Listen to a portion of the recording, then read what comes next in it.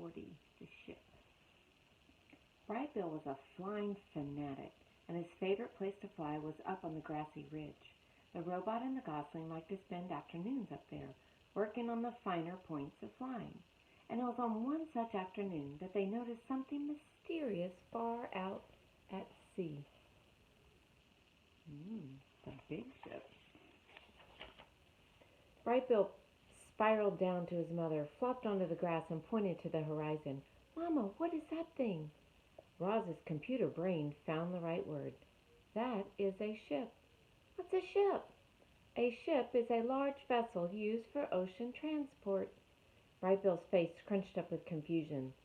"Used by who?" "I do not know." It was the first ship either of them had ever laid eyes on, and from that distance it looked as though it were moving slowly, but it was actually racing through the waves. From that distance it looked as though it were small, but it was actually one of the largest ships ever built. The robot and the gosling watched it crawl across the ocean until it finally disappeared into the south. Where had the ship come from? Where was it going? Who was on board? Roz and Bright Bill had many questions, but no answers. The summer. On clear summer days, Roz and Bright Bill and Chit Chat liked to go exploring. They investigated the island's sandy southern point. They marveled at the rainbows that curved up from the waterfall. They surveyed the forest from the branches of tall trees. They met new friendly creatures, and sometimes they met new unfriendly creatures. But the only creatures they had to worry about were the bears. One time they came upon a bear fishing in the river, and Roz whispered, "You know what to do." Bright Bill flew up and away. Chit Chat scurried home through the treetops, and Roz melted in the landscape as only she could. Later they met back at the nest and told their neighbors about their brush with danger. On dreary days they would stay inside. Roz asked Bright Bill and Chit Chat about dreaming. Wait, not Roz asked, sorry. Yeah, it is. And about flying, and about eating, and about all the things that they could do that she could not. But the youngsters had too much energy to sit still for very long. Sounds like some people I know, some kids. They spent one drizzly afternoon kicking acorns around the nest. Chit Chat piled them up, and then Bright Bill swung across his big foot, and the acorns went flying. The little friends chased the acorns as they bounced and rolled and spun across the floor. Then they made a new pile, and they kicked them again. Sometimes an acorn would bounce off of Roz's body. Clang! And then everyone would laugh and giggle together. Even Roz laughed. "Ha ha!" said the robot, trying to act natural. On clear summer evenings they would sit outside and watch fireflies twinkling around the pond. Then they'd lie back and gaze up at the darkening sky. "That big circle is the moon," said Chit Chat, "and those little lights are called stars, and one at a time. I tried to count them all, but I can only count to 10, so I just kept counting to 10 over and over and over. I have no idea how many stars are there, but I know it's more than 10. "They are not all stars," said Roz. "Some of them are planets." "What's a planet?" "A planet is a celestial body orbiting a star." "What does celestial mean?" "Celestial means something that is in outer space." "What's outer space?" "Outer space is the universe outside the atmosphere of our planet." "What's a universe?"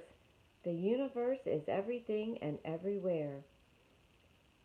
"Oh, so the universe is our island?" None of them would really ever understand the universe, including Roz. Her computer brain knew only so much. She could talk about the earth and the sun and the moon and the planets and a few stars, but not much else. Doesn't she kind of sound like Siri, if any of y'all have Siri at home, or Alexa? Like, yeah, they ask her questions and she answers in a robot voice. There they are in the tree. The night sky was full of streaking, shimmering, and blinking lights that she simply couldn't identify. Clearly, Roz was not designed to be an astronomer. On dreary summer evenings, Roz and Bright Bill would curl up together, just the two of them, and listen to the rain pattering on the roof of the nest. The robot would tell stories of annoying pine cones and terrible storms and camouflaged insects. But the sound of the rain always made Bright Bill sleepy, and he'd be out before his mother could ever finish the story. I bet that happens to y'all sometimes. Chapter 42, The Strange Family. It was a sweltering afternoon, and the heat had put everyone in a bad mood. Roz was standing in the shade, watching her son out on the water.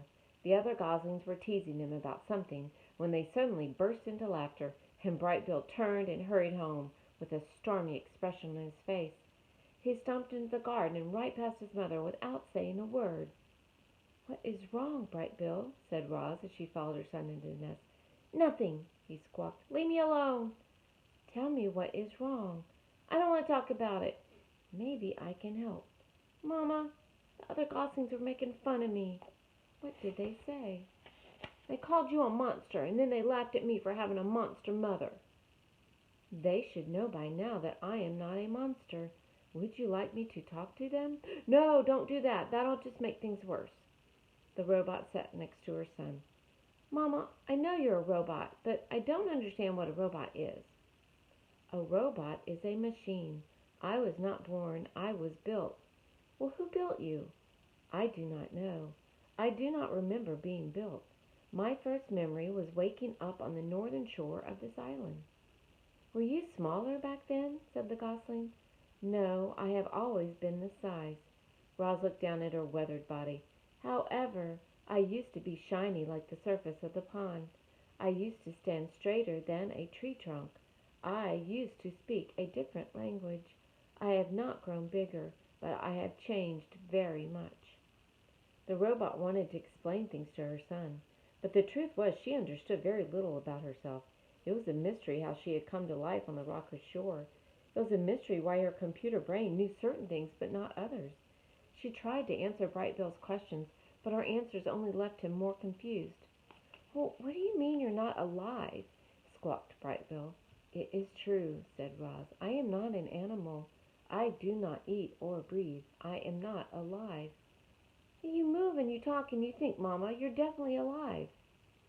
It was impossible for such a young goose to understand technical things like computer brains and batteries and machines. The gosling was much better at understanding natural things like islands and forests and parents. Hey, that's kind of like me, too. Parents. The word suddenly left Bright Bill feeling uneasy. "You're not my real mother, are you?" "There are many kinds of mothers," said the robot. "Some mothers spend their whole lives caring for their young. Some lay eggs and immediately abandon them. Some care for the offspring of other mothers. I have tried to act like your mother, but no, I am not your birth mother." "Do you know what happened to my birth mother?" Roz told Bright Bill about that fateful day in spring, and how the rocks had fallen and only one egg had survived, and how she put the egg in a nest and carried it away, and about how she'd watched over the egg until a tiny gosling hatched. Bright Bill listened carefully until she finished. "Should I stop calling you Mama?" said the gosling. "I will still act like your mother, no matter what you call me," said the robot. "I think I'll keep calling you Mama." "And I think I will keep calling you Son." "What a strange family," said Bright Bill with a little smile. "But I kind of like it that way." "Me too," said Roz. "That's right. There's many different families with us too, isn't there?" All right. Next time, the gosling takes off.